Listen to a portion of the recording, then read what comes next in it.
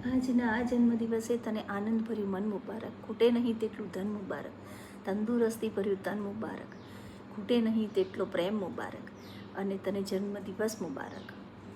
આજનો આ દિવસ તો એક બહાનું છે, બાકી દોસ્તી માટે તો આકાશ પણ નાનું છે. મને ઘણીવાર લાગે કે તું મારી સખી નહીં, કોઈ લાઈફ લોંગ EMI છે. આપણી દોસ્તી વગરની લાઈફ ફ્લેવર વગરની વાનગી જેવી છે. દોસ્તીનો હાથ પકડવાની જવાબદારી તારી, परंतु कोई દિવસ छोड़ू नहीं, नहीं जवाबदारी मारी. ना आसमान से टपकाई गई है, ना ऊपर से गिराई गई है.